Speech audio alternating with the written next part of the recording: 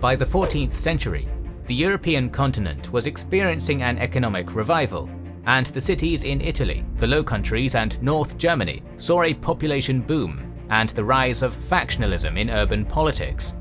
These cities would be forced to turn into leagues of commercial towns with the objective of maintaining their autonomy.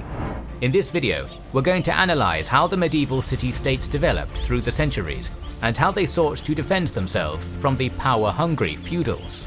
If you're still looking for a very late gift for your loved ones or have a New Year's resolution to learn more in 2022, the sponsor of this video, Blinkist, can be a great gift for your friends and family and a perfect learning platform for you. Preservation of knowledge is one of the noblest human pursuits, and Blinkist is all about preserving and sharing knowledge by making it easily digestible, even for the busiest among us. Blinkist takes the most interesting and relevant non-fiction books and turns them into 15-minute audios, blinks. More than 3,000 titles are already available, which means that you can learn on the go, learn fast, and always improve your knowledge, no matter how time-constrained you are. Blinkist titles range from entrepreneurship to philosophy to psychology to politics, but most importantly for us, there are hundreds of historical books that you can listen to. Imagine learning the most important facts of 4 books in just 1 hour. If you're interested in medieval history, Powers and Thrones by Dan Jones will give you a comprehensive summary of the period, while The Lessons of History by Will and Ariel Durant is a fun overview of more than 5,000 years of history, focusing on governmental systems and trends of war. New titles are added all the time. Support our channel and your growth. Get yourself premium access to knowledge. The first 100 people to go to blinkist.com/kingsandgenerals are going to get unlimited access for 1 week to try it out.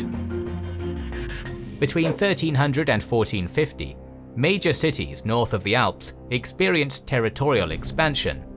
This started as a collective communal enterprise, despite many factional rivalries within these cities. The city-states usually never acquired a dependent territory, focusing on exercising their influence over their hinterlands by commercial and industrial means, such as delivery contracts, outwork, and preemptions. They also expanded with the extension of citizens' rights to the inhabitants of their surrounding countryside. For their defense, the city-states relied on the regional alliances of cities and rural communes.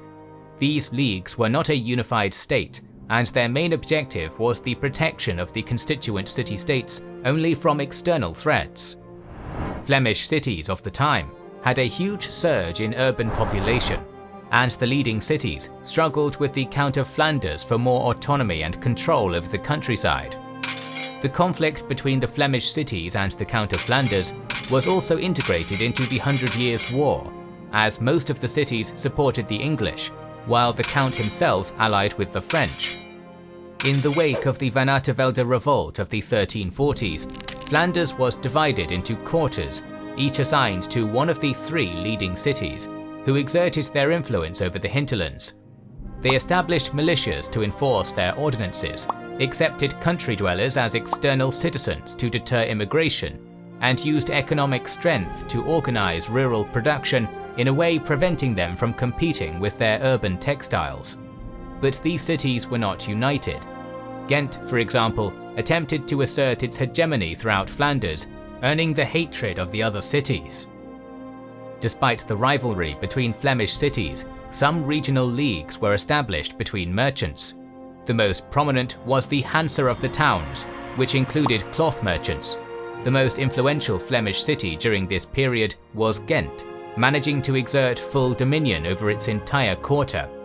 An 8-kilometer franchise for wool manufacturing allowed it to become the most powerful commercial metropolis in the region.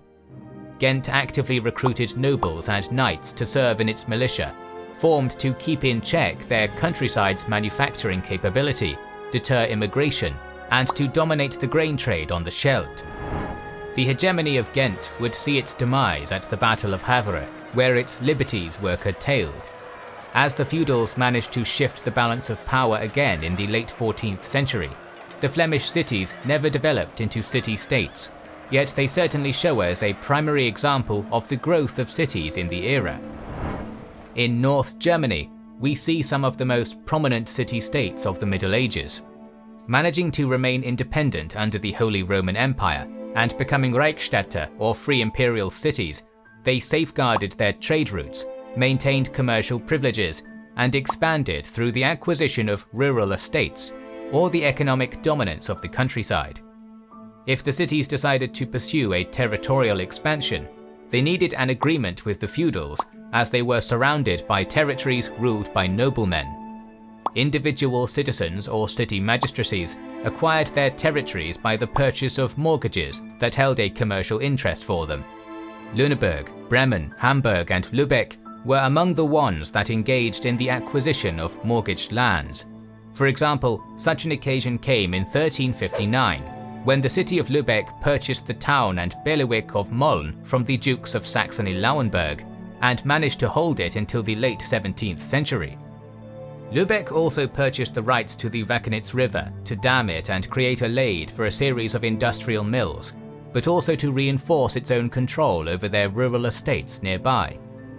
For the defense of their trade routes or urban precinct, the German cities constructed Landwehren, a series of ramparts cum ditches surmounted by thorn hedges, with the road traversing it guarded by gates and watchtowers where their militias were stationed.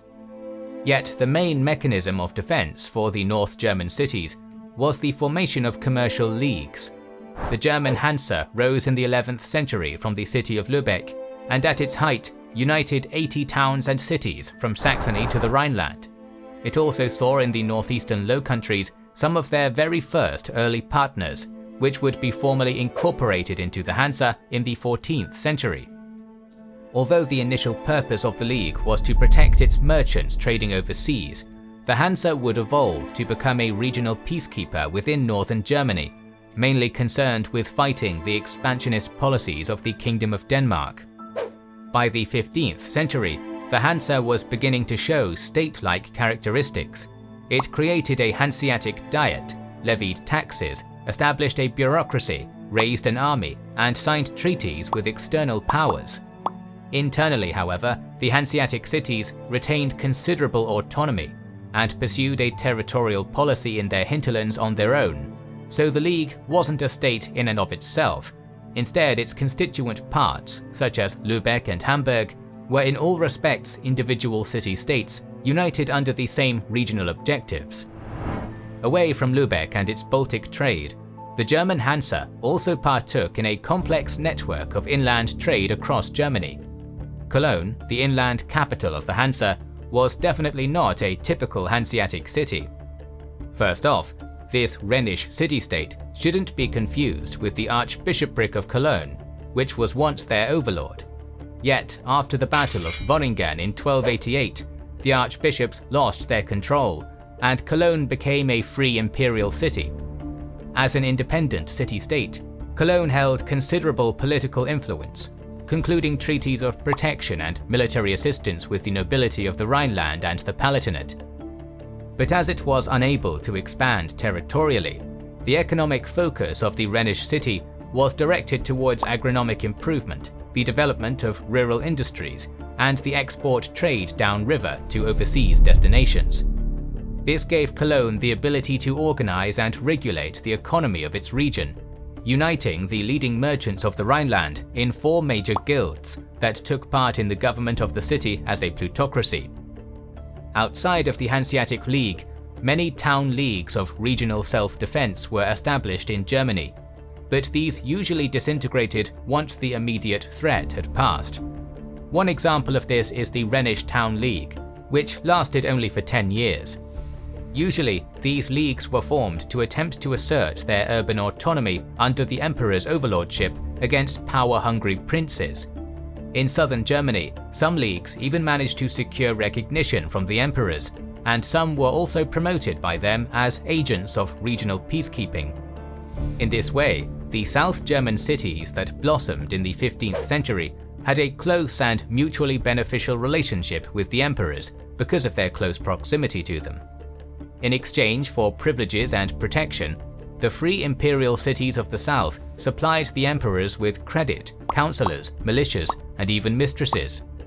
These cities also had the advantage of lying in a region of advanced territorial fragmentation, which allowed them to construct a landed territory with the objective of safeguarding their urban precincts. As is the case with the North German cities, this was done through outright purchase or by mortgages, although with a characteristic difference. The transactions were done via third parties, without the city's stake ever being revealed. Sometimes being individual burghers, and sometimes being hospitals or charitable foundations, these third parties were tasked with administering the acquired estates under the direction of the city-states.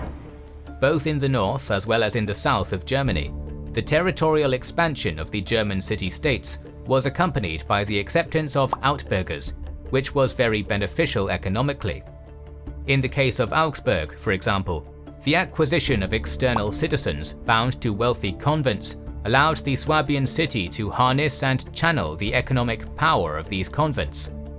Defensively, the South German cities also constructed protective cordons and Landwehren, and at the intersection of major roads, watchtowers built of stone were erected and passage was regulated by barred gates. Two notable examples in southern Germany are Ulm and Nuremberg, the two biggest German city-states of the Middle Ages by territorial extension. For starters, Ulm was a major center of the Swabian linen and later fustian industry, yet the heartlands of its production were to the south of the city, in the valleys of the tributaries of the Danube, where the Swabian city possessed no territory at all. To regulate and profit from the fustian weavers in their hinterlands, Ulm extended them outburgership, thus subjecting the fustian weavers to civic supervision and having no need to expand in that way. But to the north, Ulm's primary interest was to protect its artery of trade down the Geislingensteige, a trade route that led to some other major Swabian cities and then to Franconia and Bavaria along the Danube. To strengthen their control over the northern route, Ulm acquired two contiguous blocks of land from the Counts of Württemberg-Sargens and from the Counts of Helfenstein, both of them in economic difficulties and owing large sums of money to the Swabian city. In the end, Ulm's territory amounted to 830 kilometers squared, taking in 3 dependent towns, 55 villages, and 22 other settlements. Whereas Ulm expanded defensively to better control its northern trade route, Nuremberg pursued an aggressive expansion through war to establish a buffer between them and the threatening Hohenzollern and Wittelsbach families. With their conquest of the Neue Landschaft and the acquisition of any other states in the area, Nuremberg extended to 1,200 kilometers squared. It's also worth noting that Nuremberg didn't accept outburgers of any kind, except for local nobles and knights that the Franconian city could use in their military. These two examples show us that although most city-states expanded to secure their hinterlands and urban precincts, Ulm and Nuremberg did so to create a political and strategic buffer instead.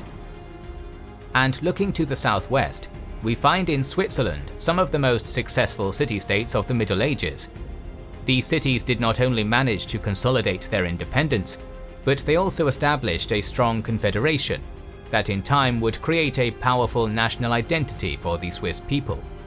Yet this wouldn't be achieved until the late 15th century, with the Habsburg dynastic domain controlling most of the Swiss territory by the start of the 14th century. The only cities that remained independent at this point were the Forest Cantons, 3 imperial bailiwicks allied to manage their common defensive and economic interests. Through their successful struggle against the Habsburgs, the Forest Cantons expanded territorially and gradually expelled the outsiders from their lands, causing their initial pact to be joined by more Swiss cities. During this initial period of the Swiss Confederation, there was much rivalry and overlapping interests among the cantons.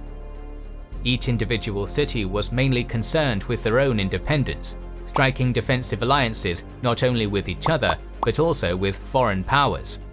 From all of them, the cantons of Zurich and Bern would be the ones to rise and establish 2 separate spheres of influence by the late 14th century. Although conflict existed among members of these spheres, the 2 main cantons decided to remain peaceful to one another, thus allowing the Confederation to hold itself together until their individual powers diminished. In the eastern sphere, the dominant city of Zurich struggled with the other cantons to take control of inner Switzerland and the Alpine passes to Italy, the lifeline of its commerce. Yet their efforts were better directed at the acquisition of Burgrecht agreements, whereby the other party entered into Zurich's protection and became an outburger of the city in exchange for nominal suzerainty. Through Burgrecht with the landed nobility, the Swiss city hoped to lay claim to all or part of the prince's inheritance, and at many times it succeeded, such as the case of Count Friedrich VII of Toggenburg. And Burgrechte also went hand in hand with mortgages, such as when the emperor pledged the Austrian lordship of Kyburg to Zurich in 1424, which would then become the cornerstone of its landed territory. But in the end, the Swiss city would fail to establish a strong regional state in East Switzerland after losing a punishment war against the other cantons.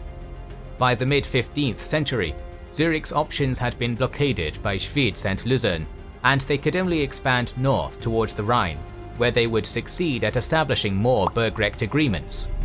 Administratively, Zurich's rural bailiwicks remained in the jurisdiction of seigneuries over military affairs and taxation. This prompted the Swiss city to pursue a policy of maximizing revenue while hobbling the rural economy, a policy which would evolve into the Leibsteuer, a personal levy on all inhabitants, with the result that revenue from the countryside was ratcheted up by nearly 100%. A series of protectionist measures followed the Leibsteuer, such as a salt monopoly, and that trade was not permitted through middlemen, but to be channeled through civic officials.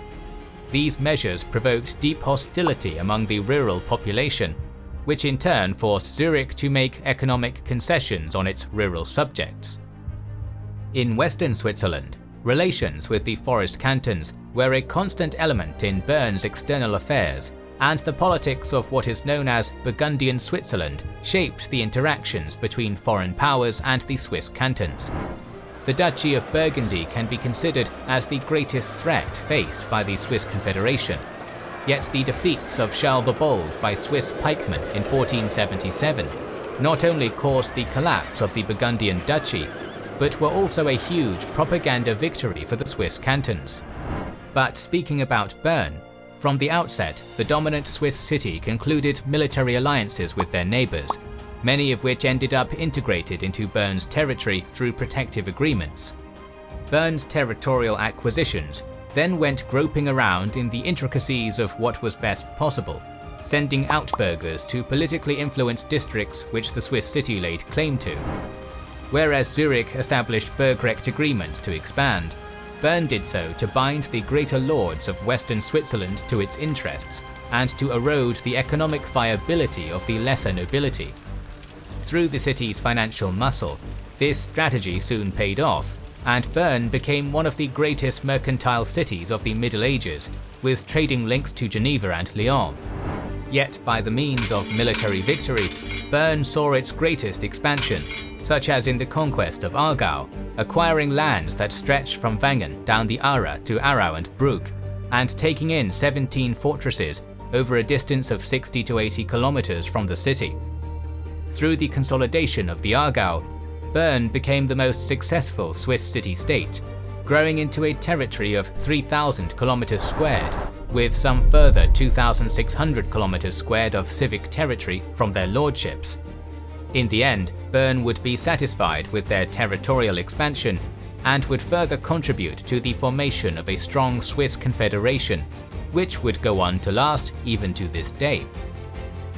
More videos on medieval Europe are on the way, so make sure you are subscribed and have pressed the bell button to see them. Please consider liking, commenting and sharing, it helps immensely.